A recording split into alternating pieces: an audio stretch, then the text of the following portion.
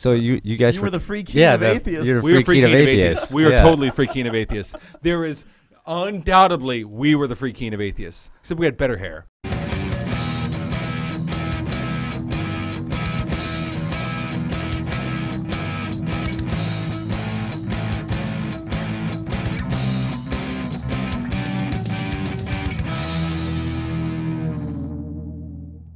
Welcome to the Rebel Love Show. We are a once-a-week podcast from Manchester, New Hampshire, where we are pro-pot, pro-gun, and pro-coffee. You can catch us on Voluntary Virtues. We are on Stitcher, iTunes, and now syndicated on LRN.FM.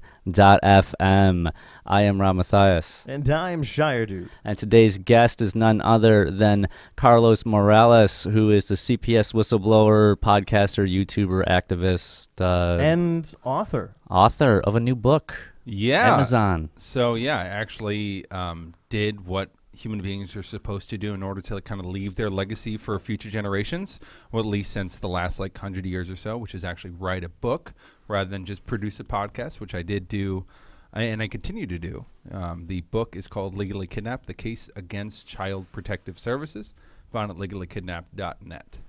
Awesome. All right, but we're not here to talk about CPS. No. That's it. We got the book. Go, kids, go if you're into that, go read it. Let me do a quick rundown of the book real quick. So as mentioned, I'm a former Child Protective Services investigator. I worked in the state of Texas for over a year. Since then, and seeing how corrupt the agency is, from removing children for, accidentally hanging out outside without their parents, to parents who actually admitted to using marijuana, then forcing those children into foster homes where they were regularly molested or actually murdered in specific cases.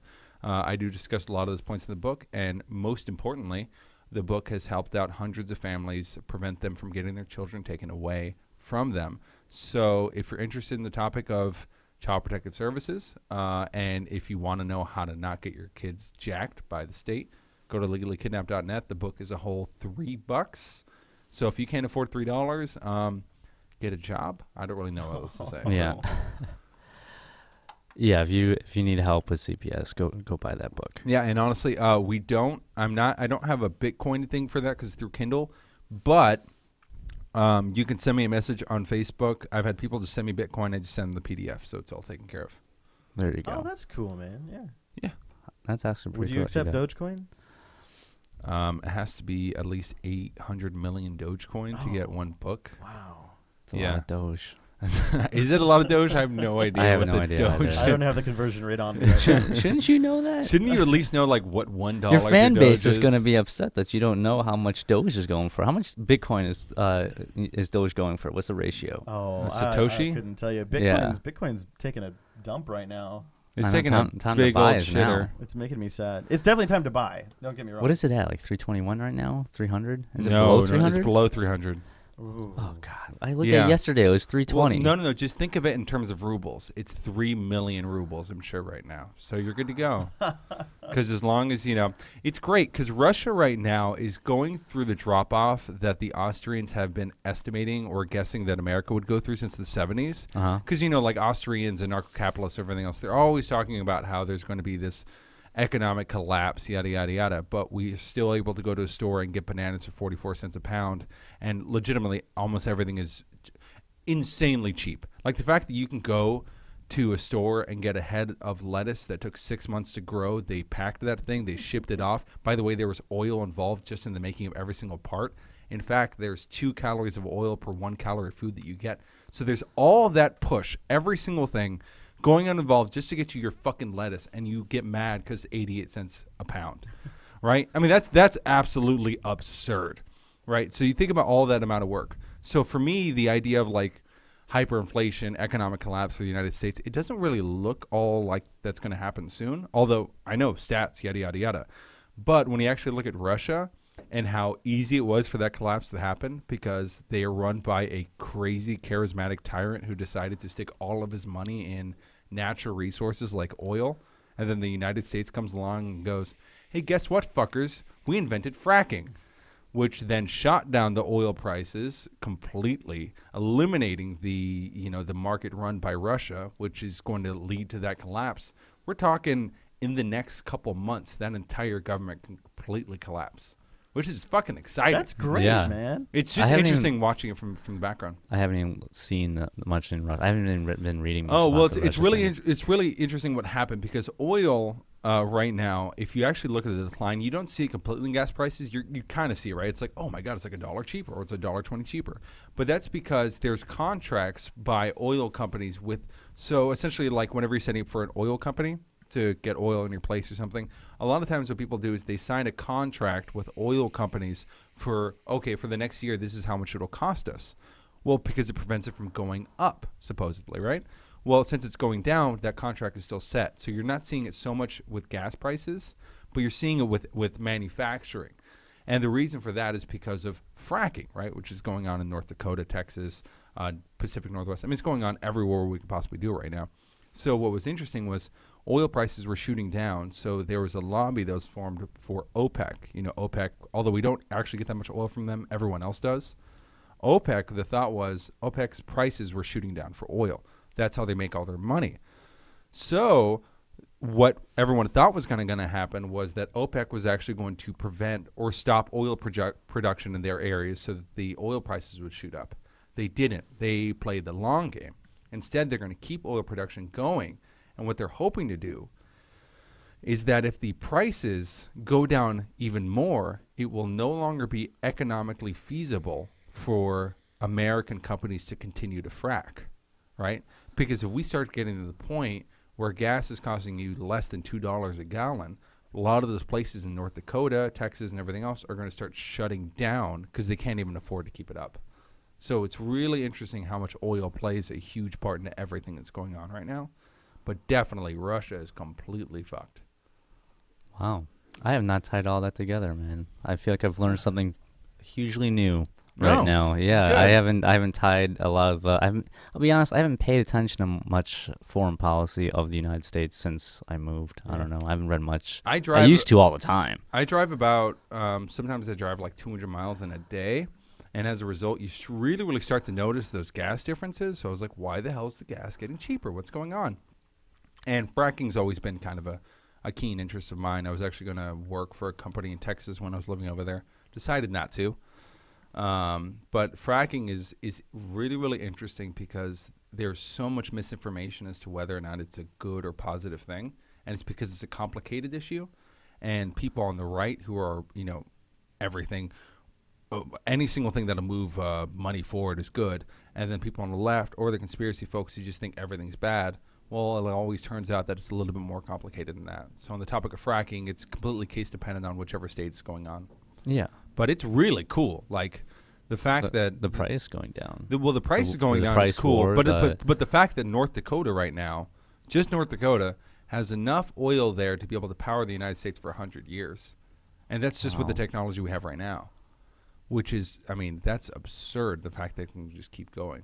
I've heard a lot of people that go to North Dakota just for a quick job in the oil field and get off. Oh, yeah. No, you can make $200,000 in 6 months. It's really funny, too, because the companies around the North Dakota area, like McDonald's and things like that, they're paying people like 18 or 20 bucks an hour. Not only that, if you can just get a referral for someone, they'll pay you like $500. Wow. Just to get someone to work there. And the reason why is because it's a boom town. They need more people to have jobs. Yeah, they need more people there. So do you know where the boom is really, really occurring in those areas? What happened with the miners back in the 1800s and 1900s whenever you had these people moving to places? Prostitutes. They are charging crazy numbers. Because you got a bunch of guys who are making $200,000 in 6 months who are sitting around doing fucking nothing in these towns. And it's all dudes. So you're saying it's a boom town. Boom town. So, yeah, there's a huge prostitution boom. And it's interesting. I mean, you have an increase in oil, i.e. an increase in prostitution in those particular areas. And so it's just, it's like legit Wild West. Because Wild West wasn't actually all that violent. And North Dakota, not all that violent. But there was plenty of pussy in both those areas. So. There you go. Yeah, making all kinds of money. So you've moved a lot around the country. Yeah, I've moved from multiple cults. From multiple cults, indeed. It's funny you mentioned the cult thing. We were going to talk about this. So although we have to. One of the associated things is actually not a cult. So the term cult is always fun, right? It's a term that's kind of thrown around like, oh, well, you're just in some kind of crazy cult. A pejorative for any group, right? It's a pejorative. Well, and it turns out that some things are kind of cults, right? Yeah. So if you have a charismatic leader who, if they leave, you're completely screwed. If they tell you to cut ties to all other individuals besides them, if they continuously guilt you into giving them money, that's kind of culty, right? So that's just, it's case dependent on whichever. Yeah, don't donate any Bitcoin, guys. Especially to Carlos. Don't donate any money to any of us. No. And so, but the thing is here. I actually lived off donation for a while. We talk about that for a bit later. But essentially, the cult thing is, before I lived in the great state of New Hampshire, where weather is always warm, we're in a wonderful coastline. We have beaches and there's a beach. There's a fucking beach, but the ocean's like a -20 right now. Might as well freeze over. Jesus, even when I was there like in June for my birthday, it was hilarious. You'd run out into the ocean and then you just wait until your entire body got numb and then you'd run out and go, that was so exciting, guys. Yeah, I put my foot, like I walked the beach, which was crazy because I walked the beach for the first time after I had transformed from being a fat guy. Yeah. All right. So it's kind of like, overwhelming for me to I'm on a beach. I'm with my girl at the time and like walking in the water. I'm like, all right, that's enough of the fucking water. It's like freezing cold. Like it was May. It was like it was like the last week of May. So it wasn't even June yet. And that water was So Rob, freezing. You're a former fat guy as well. Yes, I am. We are a recovering fat guy group. Yeah. Oh, fantastic. Yeah. I used, although I'm sure a lot of people don't actually see the video here. But yeah, I used to be like 320 pounds. I'm 195 now. I used to be 310. I am now 175, 180, man. Fist bumping with Rob right now. Fist bump. Yeah. There's actually a surprising number of recovering fat guys here, which is interesting. Yeah.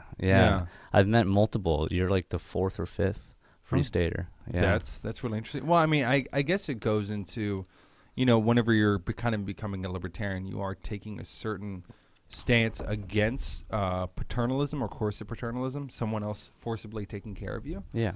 And as a result, you have to take individual responsibility for your life. You kind of see what's going on around you. And you obviously don't see a lot of peers to respect necessarily. So you have to look internally to something that you can respect. And if you're looking at yourself in the mirror and you're 320 pounds, it's hard to go, yeah, I fucking made it. Yeah. Right? No, when it's absolutely. hard to breathe when you're 18 years old and you have such bad acid reflux, every single time you drink orange juice, you vomit into the toilet. From experience, it's hard to look at that and then go, hey, that's a positive thing. No, for me, I lost my way after I kind of went through the whole libertarian, rabbit hole. I liberated my mind. I opened myself up to all the new possibilities and everything like that. Because I liberated my mind, I could liberate my body. So like I just made the mental decision to be healthy. For me, as soon as I got here. So Rob, you said you were doing like the live free thing before you got here. You were into that, and then you got here and you became into the love free thing. Yes. I got into like the eat free thing, and so I've just been eating like crazy. Yeah, my weight thing was interesting because a lot of it was very much not choice. It was a mixture of things, right? Because mine was pharmaceutical drugs that kind of caused it. Yeah, that's a different perspective. It's a little bit different. So when I was like 8, I had issues in school, and as a result, I was diagnosed as ADHD. So I was given like Ritalin. It was 7 or 8. And then so I was just constantly on speed all the time, right? And as a result, I started getting a lot of anxiety issues, especially when I was around 12 or 13. And everyone has anxiety issues when they're in fucking middle school. That place was hell. So I ended up getting in this fight, and I'd get into a few arguments with people. So they diagnosed me with bipolar disorder, right? And so what they did was they stuck me on something called Depakote. It's a anti-seizure medication, also used for these things. And they also said I had insomnia. So they diagnosed me with, or they gave me Zyprexa, which is an anti-schizophrenic medication, right? Both of these are hyperinsulinogenic, which means they cause high insulin spikes, you gain weight. Well, as a result, I was taking one drug to wake up, taking another drug to mood stabilize, and then taking another drug in order to be able to fall asleep. And my heart basically gave out, and I had to go to the hospital because my pulse was 200 beats per minute. So they had to paddle me, right? Wow. Electric paddles. Then they took me off Adderall, but they kept me on all the other crazy drugs. And so from the ages of 16, 18, I gained 120 pounds. Right? And then it wasn't until I was like 18 that I went to a psychiatrist who didn't do insurance, who's just like, what the fuck are you on right now? Why are you on all these medications? He took me off. My weight started shooting off. And I was stuck on a small antidepressant. And I'm now withdrawing from my last antidepressant. From 8 to 27, I have always been on pharmaceutical drugs. Wow. So right now, like, I'm withdrawing from my last one. I should be completely done in a month. But it's been fascinating because since I've gotten off the drugs and withdrawing, suddenly my memory is so much crisper. Because every single day for me was just, okay, this is today. And you live in the moment, but in a very, very strange sense, you don't actually have emotional memory. So you'll go through a really rough breakup and you don't feel the emotion of it. It's just the next day you're like, well, I guess I'm broken up now. Now I kind of feel it. And my memories have become a lot more intense, like emotionally. So I feel a lot more alive. But it's not quite like Garden State where suddenly I get the fuck Natalie Portman and everything's awesome. No, because you also have to deal with fucking depression, occasional really, really mad. Like there's some intense mania there. But with that mania comes on occasion really intense happiness. And you feel fucking hit of ecstasy, and I'm just like, is this what like real people feel? You know? Wow. And it's this like numbness that is finally going away. So like And now, I'm pissed off the fact that I didn't have that for 19 years. do you feel now like you're really living because you're not under all these depressants? I feel like I've always been living, but I feel like I'm living a little bit more, you know? Because I can't give I can't live in the past and go, oh, now I'm mad because I didn't feel the things I felt in the past. Because that does absolutely nothing, you know, to accept kind of serenities, accept the things that you can actually have an ability to choose or change, rather than look at the past. You can look at the past and learn something, but to live back there is retarded. Then you're just the guy who's always talking about how great it was that he was on the football team in high school. You don't want to be that asshole. No. So instead, you know, I'm starting to kind of embrace and feel things a bit more, which is great. And I'm hoping when I'm completely off this, that it'll be all right. I'll tell you this much, though.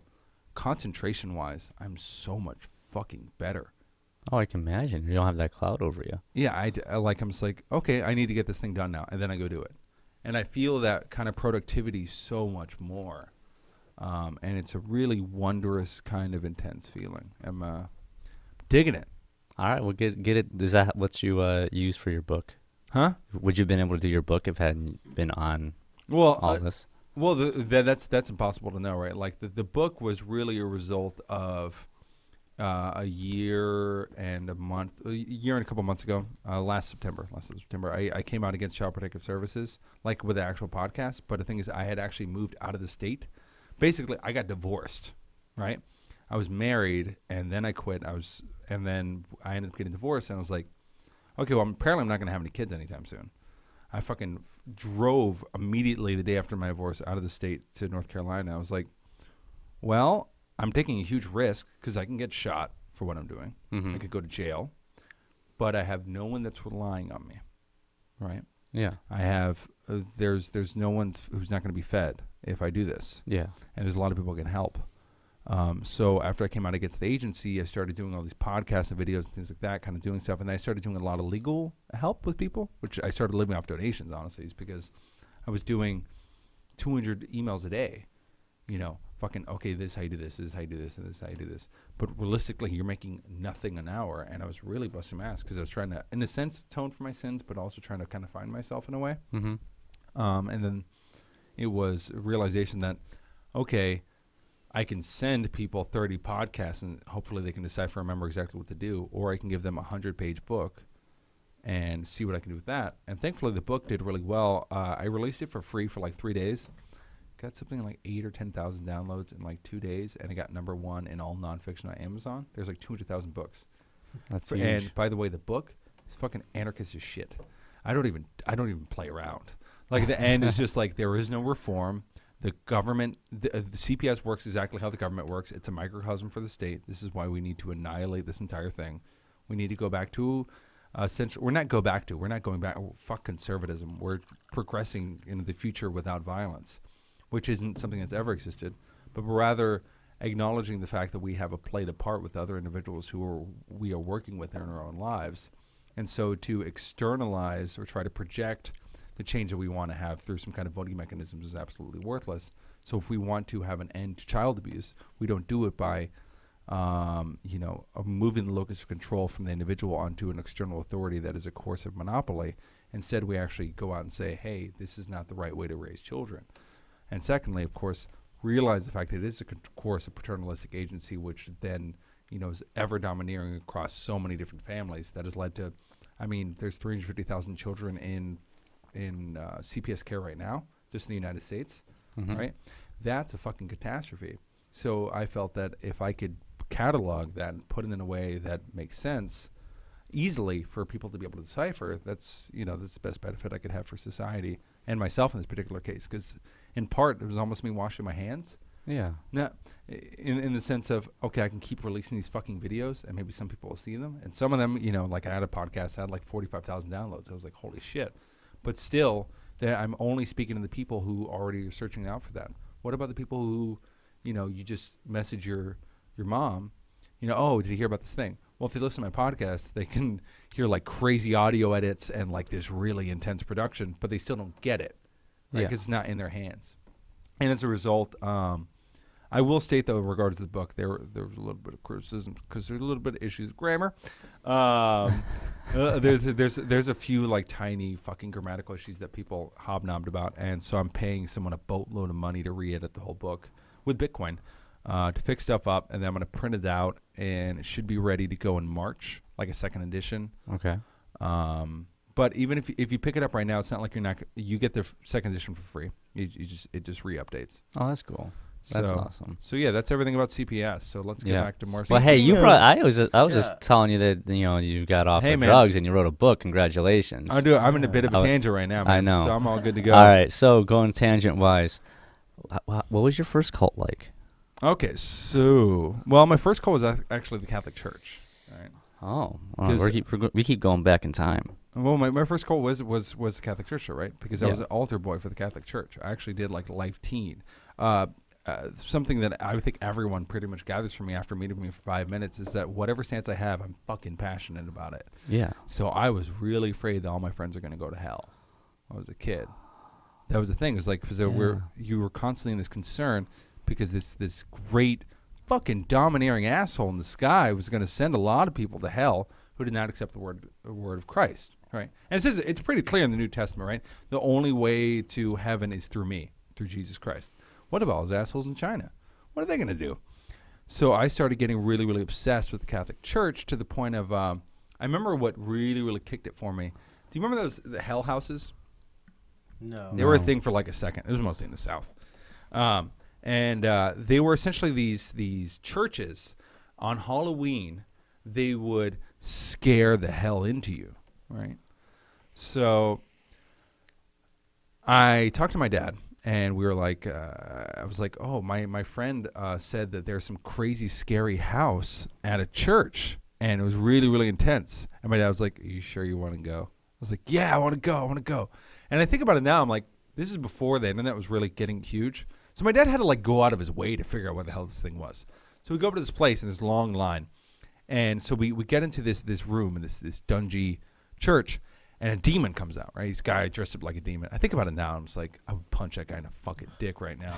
but he's a bunch of kids. And he's like, what you are going to see is why people go to hell, right? So he's trying to scare us, right? And so what he does is he goes, but no one's going to touch you, right? So no one's going to hurt you. Okay, thanks, guy. Fucking 12-year-old. And so we go to the first room. And what they're doing, there's plays in every single room. So the first room, you see a large Mexican man beating the shit out of his wife, right? And this little girl comes out, and she takes a gun. And here's the thing, the acting from my memory. Now, mind you, a whole section of my book is about how bad eyewitness reports are. So we are judging by my memory here. The little girl, though, shoots her dad, and she's screaming really, really loud, and the demon is talking to us about temptation while all this is going on. Mind you, 12. right? I was like, what the fuck? So that was the first part of to scare us. The next part, though, that's where it really got greasy. So this it's a fake doctor's office, right? And there's this woman, and she's in stirrups, and she's talking to a doctor, and she goes, yeah, I had a lot of fun on spring break, and my friend said that if you're pregnant, you guys take care of it, right? And he's like, yes, everything will be taken care of, madam. Everything will be taken care of. So he starts talking to the woman, and he's like, just wait 1 second. And he takes out a screwdriver, right? A fake screwdriver. Okay. And he's thrusting it into her legs. Now, you're not exactly seeing what's going on here. Yeah. And you hear a baby scream. Oh, And it's gosh. and you hear the fucking screwdriver going into the brain. And the woman's like, I was told that it wasn't actually a baby. I was told it wasn't a baby. And he goes, it's nothing, dear. It's nothing. And he's fucking killing this baby. And then the woman dies, right, during the abortion. And then apparently she goes to hell. That escalated so quickly. Wow. Yeah, there's a few more rooms, which are all like car accidents and stuff like that. My favorite, though, was at the very, very end, there was a black guy, and he's standing over a coffin. And he's like, I loved you so much. I loved you so much. It was actually a dude, and he died of AIDS. And because he was a faggot, he went to hell. Jesus. Yeah, no shit. Jesus, what a guy.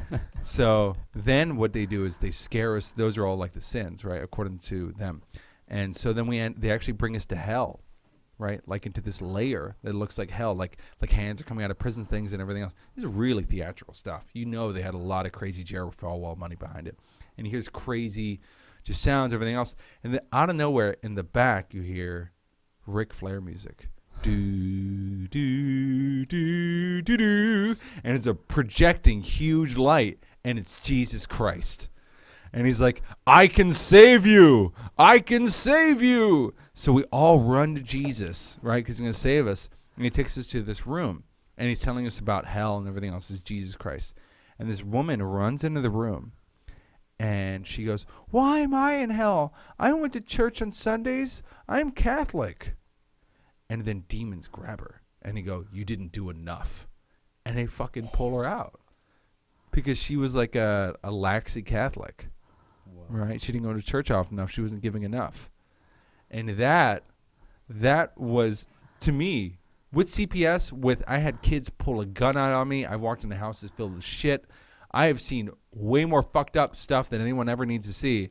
That is still the most scarring thing that I ever went through. Jesus Christ, I man, that's would- like fucking horrible. That is the most culty thing I've heard. Yeah, so that's why I say the Catholic Church was my first cult. I believe you now.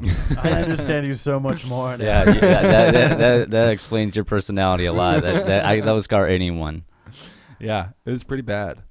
So how'd you move on from Catholicism? Well, Catholicism was interesting because I got really, really intense into it. But it's always interesting because a lot of times the people who are the most intense into something that are faith-based are because they question it most often, right? So you have to radically believe it more and more and more. What are we looking at time-wise, by the way, just so I know? You got another. We're keep going. We're good. Okay, fair enough. Yeah. Okay, so it was interesting though because I had this friend who I had like since I was like 7 years old, but he was never religious. We just never really talked about it.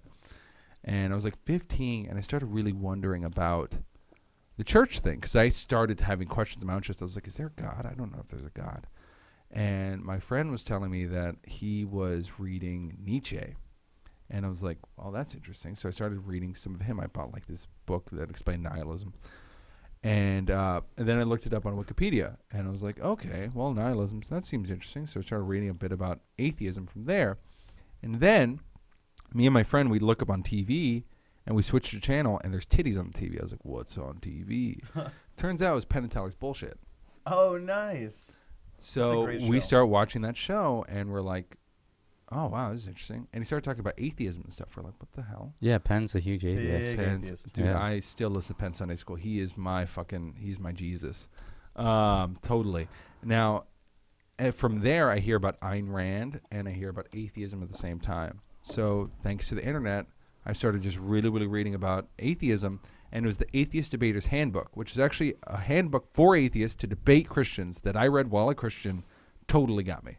I was like, no way. This is a crazy-ass old book written by bigots who want to control other individuals that is filled with contradictions. As an atheist, right now, if there is anything out there, I can guarantee you it has nothing to do with the Old or New Testament. So I became, when I saw the fact that I was being lied to, that I was being proselytized, that there was a hell, that some ancient book that completely controls individuals' lives, right? Because to me, it's worse than the government because it controls your mind, right? It's the truest form of dictatorship because it's thought crime. It makes you worried of thought crime, right? Because it's not just what you externalize and do. It's about the feeling of temptation that can actually bring you to hell. And I'm trying to remember, it's Luke 19. There's a quote from Jesus that says the only unforgivable sin is to reject the Holy Spirit, right? That's a mental crime. It means you can fuck a kid and you can get away with it. But if you reject him in your mind, then that is the most evil thing you can do. And seeing that and feeling the pain that I felt in my chest as a result of seeing that kind of the pain that's being caused on other individuals made me start up help start up an atheist group in Texas called Atheist Agenda. Were you doing this when you were still in this doing CPS work? No, this is way before. Way This is before. like college, right? I was 18 when I started up in college, and there was this group called like Atheist Agenda. They had just gotten started, and we were talking over some stuff, like little events. And one of the ideas that got kind of popped up and talked about was something called porn. Okay, so essentially churches, what they did was you could turn in pornography and you'd get back a Bible. So we were like, fuck you, why don't we flip that?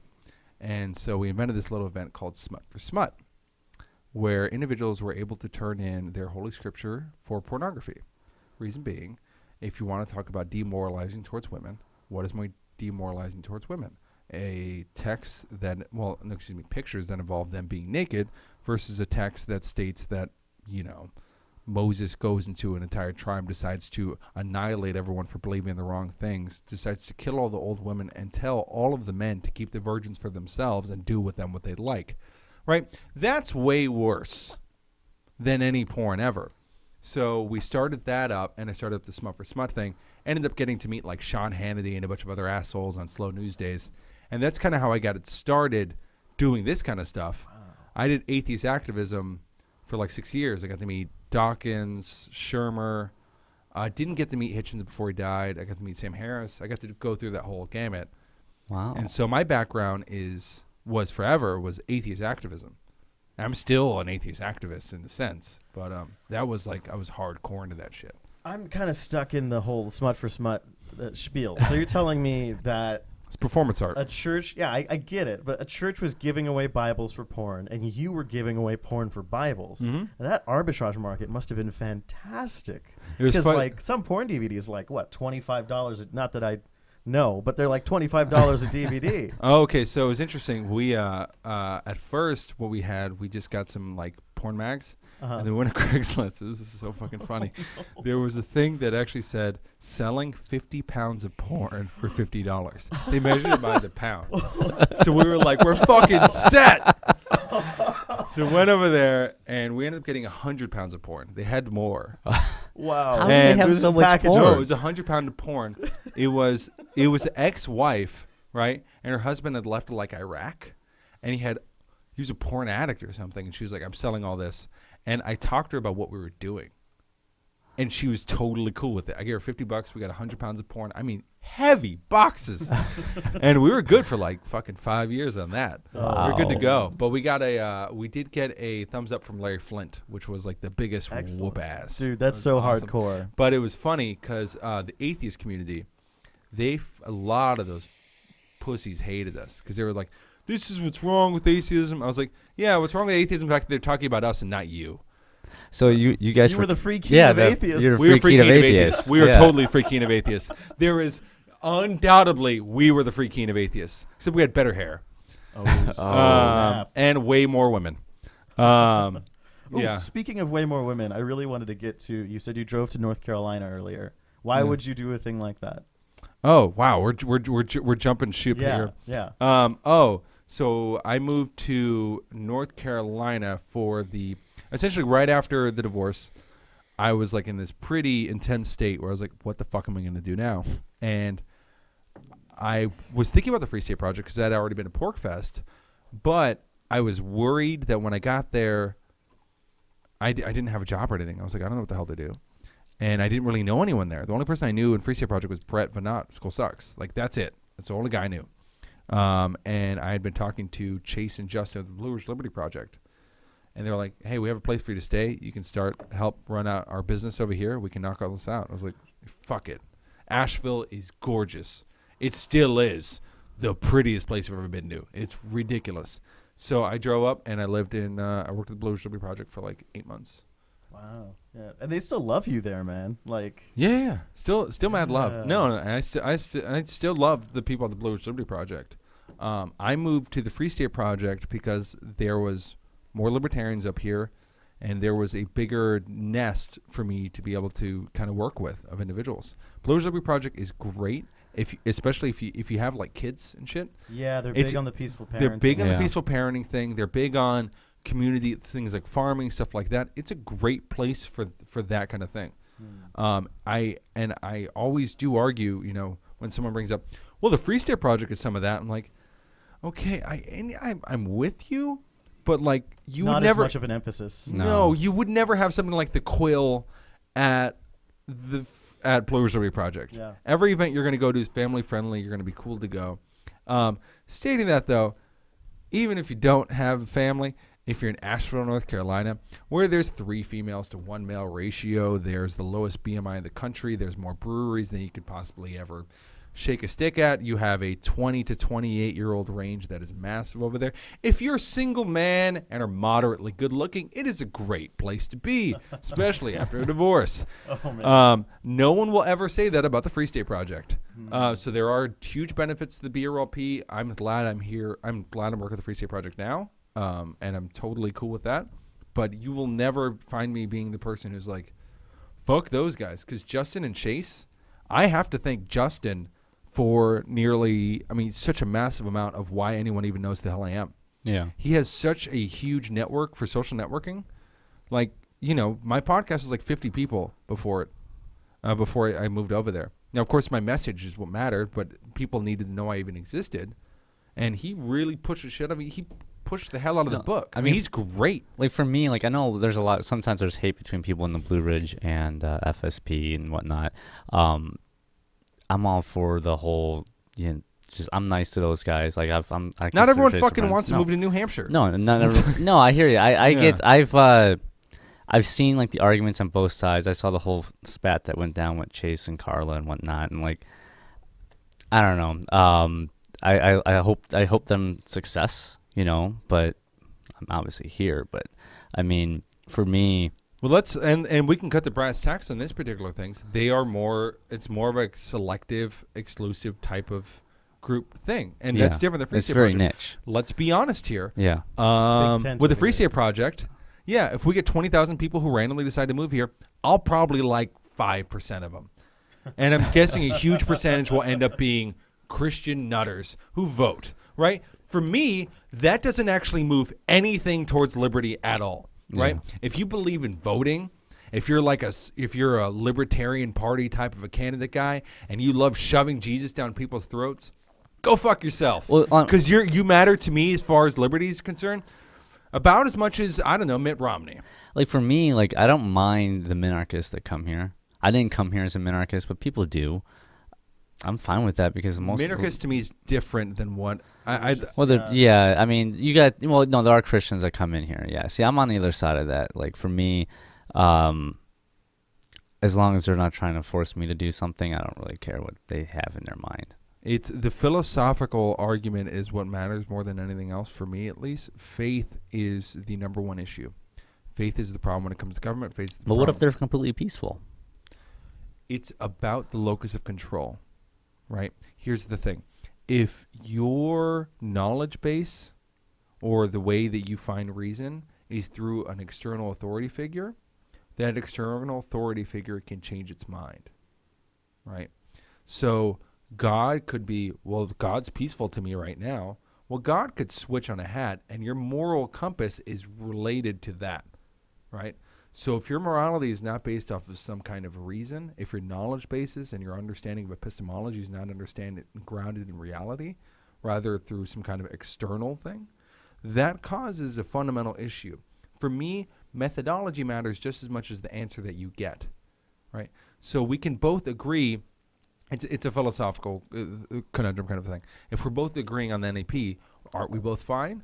Not necessarily in the long run, because if your NAP is based off of some crazy-ass book, right, if you actually start to take that crazy-ass book seriously, you'll see, for instance, the Old Testament, God is not an NAP kind of guy.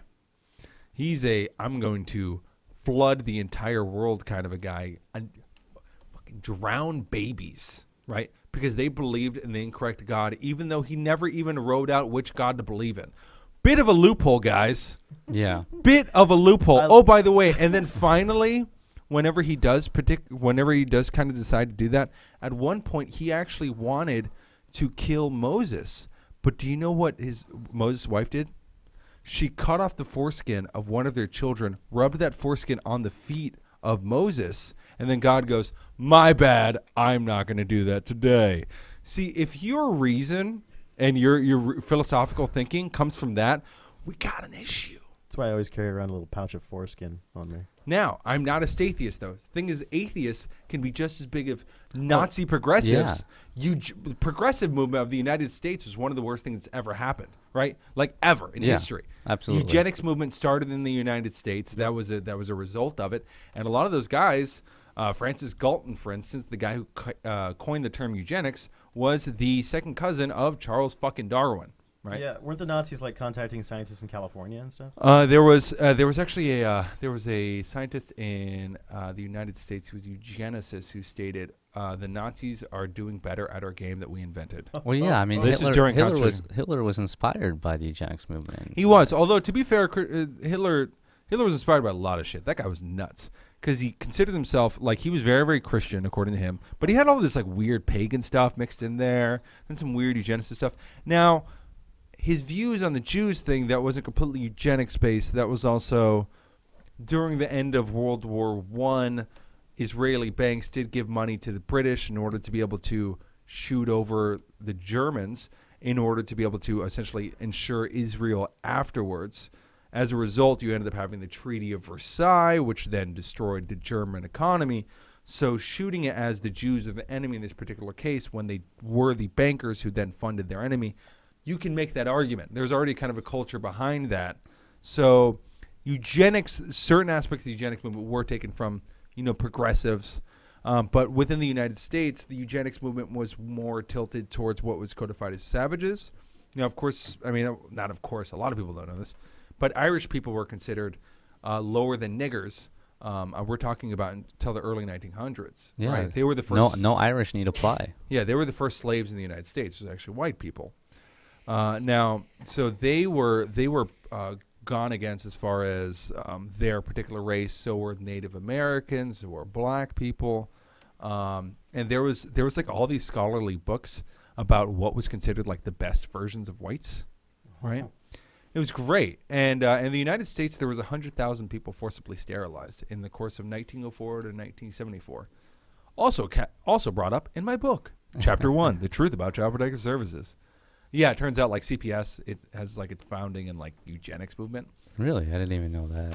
No one did actually. I had to put it all together, and the history of CPS is really, really weird because like there hasn't been, libertarians have not hit that shit hard enough. I can tell. Like you're the only one out there that I know of that Yeah. has gone and talked about that. I'm also their first whistleblower who was actually libertarian, which is pretty cool. That's exciting. Isn't it exciting? I didn't have even you think here, of it man. that way. You That's are like great. one of the first libertarian, like huge whistleblowers. No, I'm the first in CPS. Well, CPS. Well, CPS period. I mean, I guess. No, yeah. every single whistleblower against the Agency Against Child Protective Services has asked for political reform. Has asked for we need more money, right? They're always fucking weasels. And I think I said in the video, I was like, should I release this? I was like, yeah, I'm gonna release this. I was like, go jump off a bridge. You're doing more. You're doing more harm than good because you are making the argument that this is something that needs to continue. And in truth, it doesn't. We need this. The state needs to end. The Leviathan needs to go away, and reason needs to succeed. And the only way that we can truly achieve that is for the methodology to be as consistent as the end message. Yeah, the entire organization is based on a flawed premise that you need the state to take care of those children. Yeah, the basic message here is that we need less people to think that the state should be our parents. Yeah. Right? What kind of like attention have you gotten outside libertarian circles being a whistleblower of that kind? So it's been interesting. Here's the very, very interesting thing about my audience base. I don't really share it with anyone else because it's like a lot of it is like single moms who are very, very impoverished, or single dads, people in really fucked up situations. A lot of them are nearly illiterate, like who listen to my podcast, which is actually really exciting. So I don't have a lot of people who listen to Steph. I actually have a good percentage who listen to Brett. Brett Van Not School Sucks has like, I didn't start my podcast except for I started my podcast because of him, like because he was a whistleblower in a way. Yeah. So he's done so much to help me out there. But a lot of them are just like people who are, a lot of them were religious, like religious homeschooling moms who are partially illiterate, and then they listen to my show and they're like, oh my God, he's speaking the truth about child protective services finally. Like a lot of these people are victims. And then I throw in like, have you heard of argumentation ethics? Let me tell you about this atheism thing. And it's great because you're just throwing it on them. They've never heard any of this shit before. So you get a completely fresh new audience that you get to spar with. You get to have some fun with. Because I get messages that are, interesting. Because there will be, the anarchy thing has been easier to sell than I thought it would. It's been really interesting with my show because sometimes I'll listen to other people's shows talking about CPS now that I didn't listen to in the past. Uh-huh. And they bring me up a lot. And it's really, really strange hearing them talk about it because they're like, yeah, he talks about this anarchy thing. It's really interesting. And like, so one person's like, well, yeah, parenting is constitutionally right. And then the guy responds with like, it's not about the Constitution. Remember, they're slave owners. It's a natural right. And I'm like, fuck yeah, this is awesome. So it's getting to like explain anarchy and the philosophical revolution is completely different audience than Hans Hermann Hoppe would ever hit up. You know what I mean? You've hit like a weird thing. This weird niche of like people, like this whole group of people who never would have been introduced at to liberty. all. Yeah. No, because a lot of them are kind of like, they'll like bring up the Constitution. But I'm like, I guarantee you've never read it. Read it. It's a piece of shit. It totally justifies murder. Like it justified slavery, right? Yeah. The government we have now is a natural byproduct of the Constitution. The only thing I've ever agreed with George Bush on, the Constitution is nothing more than a goddamn piece of paper. Yes. Yeah. Snap. That I would gladly wipe my ass with. Yeah. If it wasn't so rough. Because I need that cottonelle. I like that soft quilted Hey, stuff. just be careful because there's a map on the back. No, that's the Declaration of Independence. The Declaration of Independence. Never There you mind. go. Yeah. And Johnny Cage. No, not Johnny Cage. Nicolas Nicolas. Cage. Johnny Cage. All right, kids. All right. So, Carlos, we're heading out, hitting the hour mark. Where can people find you at? Okay. LegallyKidnapped.net is where you find the book. Go to truthovercomfort.net to find. You can also find the book through there, but you can you see my podcast videos. I've been really, really laxed on releasing a lot of stuff lately because I've been wicked busy. But videos and podcasts. will be coming out. Using local slang. I've been I'm using impressed. Wicked for a long time though. Now everybody also uses it, which is great. Like No, I moved here. refuse. No, I'm I still, love I'm not going to Wicked. use it yet. It's a good word. I felt Wicked almost come out of my mouth the other day, and then I held it back. I'm still holding back. I can't. No, Wicked is a I great can't take word. the step yet. Wicked is a great word. But Okay, anyway, anyways, truthovercomfort.net. You can find the article and everything else through there. Again, the book is like $3. Just throw some money. If you want to do it through Bitcoin, message me at face pages thingy. And I love you all. And thank you for, man, I just talked to that entire goddamn thing. Yeah, you did. This You is did a good job. fascinating. Yeah. I've learned a lot. All right, fantastic. Yeah. All right, Shire, dude, where can they find you? Oh, wait. Oh, you man. released a new episode. It's I'm- about goddamn time I you got to released a new announce, episode. it's been months. But I finally released episode 9. It's called Keenvention. It hit the front page of freekeene.com today. And you posted it there, Keene. didn't of you? course, but I'm calling you out. Don't be pulling Freaking.com. desert links and like saying, "Oh, the Free Keene picked up this article." I didn't Like, say that, come I on! didn't Like you posted it. it's just really cool that something that I Did you know poured so much work Facebook picked up into- my post today? It was crazy. the Carlos Morales page. But yeah, it's actually my favorite episode so far. So you can find that at shiredude.com. All right, you can find my content at vrebel.com. You can find the show at rebelloveshow.com. Go like us on Facebook. Subscribe to us on Stitcher or iTunes, whichever you prefer. And go check out elrond.fm because we're now on it, bitches. All right, peace. Peace. That was my favorite podcast ever. Awesome. That's a problem. If you do a show where you constantly, we can talk about something. Yeah, yeah. Let me grab some water. Vocal warm-ups, everyone. Vocal warm-ups. Actually, I think I actually like it. Rather than attempting to contact aliens. Hi, my name's Dan. I'm an Asian American. Wait, you're doing my bit? Yeah, that's from you. Wow. How often do I say that? No one's ever repeated that back to me. Just wait until the bloopers come out from It's Like This Too. I've got a compilation of like, I don't know, the last everyone that we've done. So, yeah. Hi, my name's Dan. I'm an Asian American. You do that little slip. Yeah. That's pretty good. Hold on. All right, there you go. I love Jesus. You love Jesus. We should talk about your love for Jesus on the show. Yeah, absolutely. In fact, that was an altar boy. Oh wow! Really? Oh, there's so many stories. No, I want to go, dude. God, I wish we were doing like a 3-hour show, but I do not. No one here has time for that. No. Well, that's why we. Well, have if you repeat blow it out of the guests. water, you can be a repeat guest. How's that That'd be Yeah. sound? awesome. All right. Dude, I would love to do that. Okay. I like shows where there's actual people that I'm talking to rather than through Skype. I hate Skype with a I passion. hate Skype. I hate Skype. I will never do a Skype show. It's never. I'll go on other people's shows to do Skype, but anything I ever do is going to be in studio It's- guests all the time. For me, it's impossible. I mean, there's not enough free staters dealing with CPS for me to be able to do just with people there. Yeah. Mm. I completely agree. All right. He really looks. Way too much information, right? I know her favorite movies, her favorite music.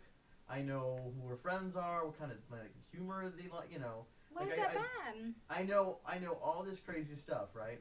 And so we go out, and I'm like trying to like on the down low, like use the information that I know, Yeah. right? Yeah. Like I went all out. Like I had a mixed CD in my car of music that I knew she would like, Okay. right? But that I liked too, right? Nothing. She didn't respond to any of it. None of it. It wasn't her Facebook? It was all on her Facebook, but she didn't really say, "Oh, I like this song," or you know, like if I brought up a movie in conversation. That means she's basic. nothing. She didn't respond to any of it. Maybe she just doesn't have a good personality. Yeah. Right. She's a basic ass bitch. Some people are just lame. It's not Say a bad it. thing. It's not a crime. Say it. Well- say that. Say what I just I'm just said. saying I had I all just this wanna hear you intel, and none of it was useful. Are you sure you used it correctly? Yeah, I don't think you did. Because if a guy did that on the first day, I'd make mental notes. There are a few other side notes to the story. One is that every time I messaged her on Facebook and I was really, really drunk, she messaged me back, and every time I messaged her sober, she never messaged me back.